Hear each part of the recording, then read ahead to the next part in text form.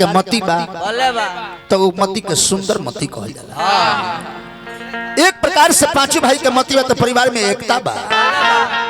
एकता बा नु एकता बा तो बरियार बरियार लोग देख के डराई काहे कि एकता है वही बल है। अब 50 भाई बानी आ एकता नहीं खे तो कमजोर आदमी धकिया दी रौरे खेत में से मकई तुर ली रौरे द्वार पर से बोका खोल के चल जे वो कुछ ना करे। अब बोले तो मरबो करी गरीबो करी तो एकता बा तो बोल बा। अब बोल बा तो बुद्धि काम करेला। बिना बोल के आदमी के बुद्धि काम ना करे। अब बुद्धि बा तहा धन बा तो गणेश भगवान कहला से एकता बल बुद्धि धन कहे कि जहाँ सुमति तहाँ संपत्ति ना ना जहाँ कुमति तहाँ विपत्ति निधन। अतने नौ के लय में एगो मारे के हो करकराती है देखे के नौ के लय देखो हो नौ के लय जब बोलते करकरात काहे बजी हेलो हेलो नौ के लय में तनी मारे के बाद नौका का हो देखो पहले हमने के शादी भी हमें बैठ के खाई सन भुइया बैठ के मैं पूरा बिछा के ये पुरानका हो अब खड़ा होके खाई जाता यह नौका नु हो। आवेला समय में लोग सूत के खाई ना सूत के तो हमने के खा ले बनी सन वो कहिया लइका रहनी सन तो जब नींद टूटे राती का बसिया रोटी बाँचल होके माई रोटिया पर नून तेल घोस के और रोटिया के गुटिया के गोल बना के दे दो बिना मुँह धोले मरा जा पुपुही बना के बिना मुँह बिछौने पर तो सूत के तो लोग खाइए ले ओबरा ना चले हगिस बाबू ए बाबूया पहले पुरानिया लोग गरीब लोग फाटल पेन है आइबरा लगे जेकरा लगे जितने पैसा बा उतने फाटल पेन होता। एक बेल दिनेश साल नहीं रहू अपना घरे गइले गाड़ी से तो उनकर माई पूछली के बबुआ इतना पैसा कमाइबे करे लो तो ये फाटल पैंट काहे के पहनले बड़ो कहले कि रे माई फाटल नहीं खेनु इहे नौका डिजाइन हो तो पहले फाटल पहनल जाए तो शिकायत होके एबरा फाटल ना पहनल जाए तब शिकायत हो जाए। पहले के गीत संगीत कितना सुंदर होके जी पहले के देवर भौजाई के गीत होके भैया हमारे राम जैसन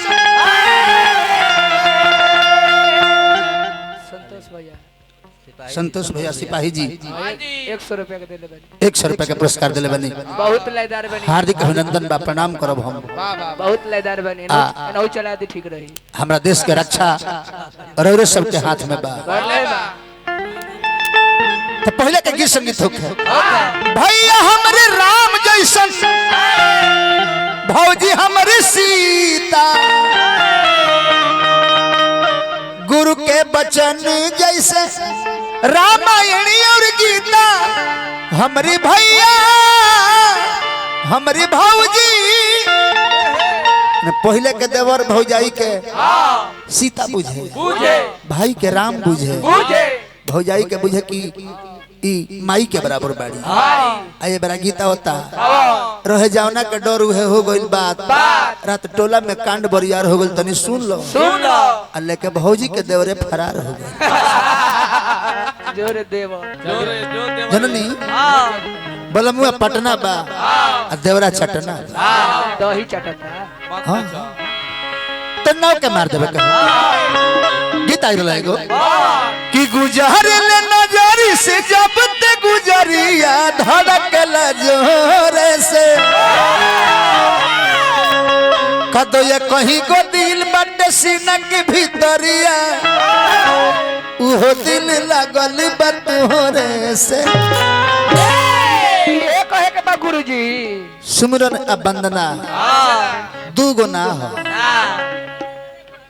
सुमरन वंदना दू गो ना हो एक ही गो हो जैसे पानी और वाटर दू गो ना पनिया के अंग्रेजी में वाटर कहल जाला, चाहे भोजपुरी में जल कहल जाला, उर्दू में आब कहल जाला, संस्कृत में या साधु भाषा में हमने के जल कही ले जा, वही गनी सुमरन हो या वंदना हो या कहीं को हो, जगह जगह पर अलग अलग नाम से उपयोग कल गई हो ना बबुआ। सबकर सुमरन होला, सबकर वंदना होला, जी अपना से श्रेष्ठ बाजे करा के श्रेष्ठ बुझता नहीं ओकर सुमरन ओकर वंदना कर सकत। कहे के भाव लगा कि गौरी लाला नमक के कोरी सुमिरन नमा सजिया या भोरे से,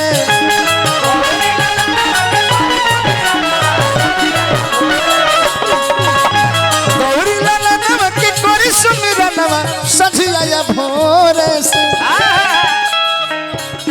पूजा करत बित सगरी जवनिया हमरो पताया करी थोड़े से,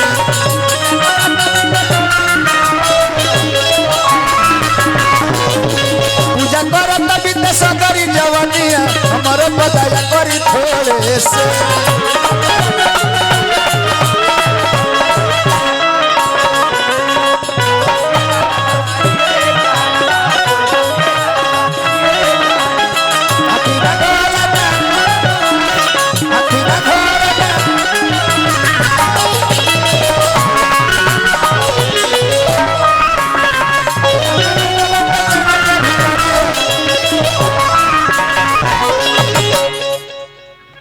पुरस्कार के कर नाम बता दी।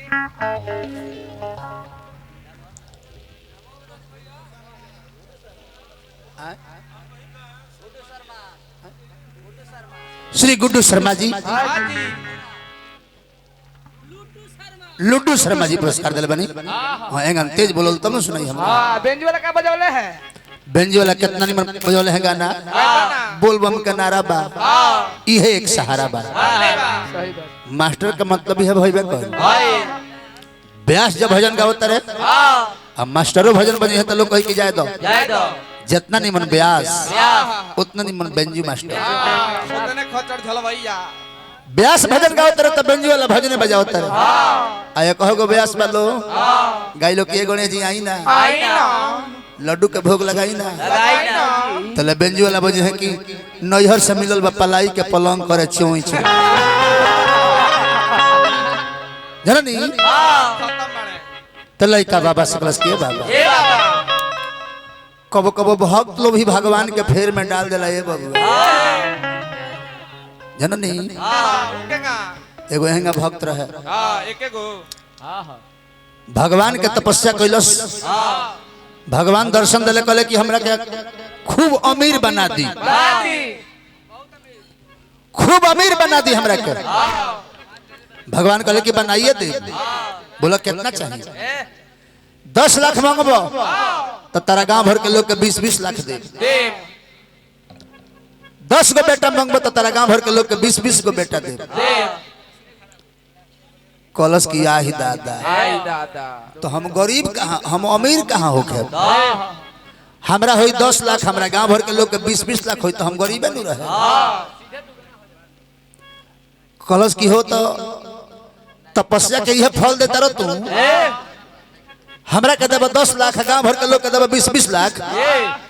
कलश भगवान कहले कि हाँ जवन मांगबा ओकरा डबल तारा गांव भर के लोग के मिली। तो सड़क दे कहता जे हमारे गौखिया भड़का दो।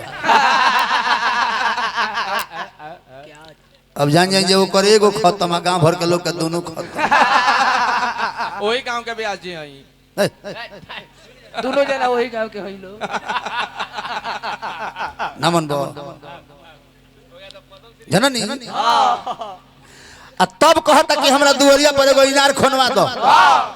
अब ओकरा दुआरी पर एगो इनार, गांव भर के लोग के दुआरी पर 2-2 गो इनार। अब बताई आंख हो जाए खैर 2-2 गो इनार बा। जे नहीं से लोग आवे त नहीं से डब डब डब डब डब पानी भरे लगल, सारा लोग इनार में डूब गए। आ तब ये कर एगो आंख रहे हंसता, कहता कि हमरा से अमीर के बाहू, सारा गांव भर के जमीन जायदाद हमरे न हो। आ मात्र कुछ दिन के बाद पागल होकर इनार में कूद गए।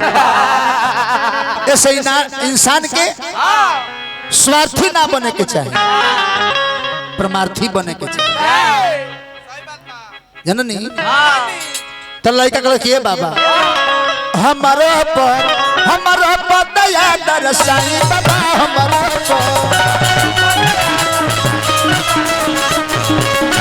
पर दया दरसाई बाबा हमारो रोड़ा मंगल के दाता कहनी जहाँ बनी तहाँ मंगल कहनी ए बाबा शरम मनोज बन्हाइल बारे प्रेमवा के डोरे से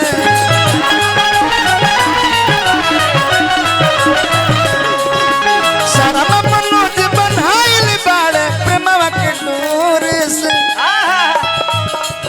पूजा करत भी त सगरी जवनिया हमर बदल करी तोरे से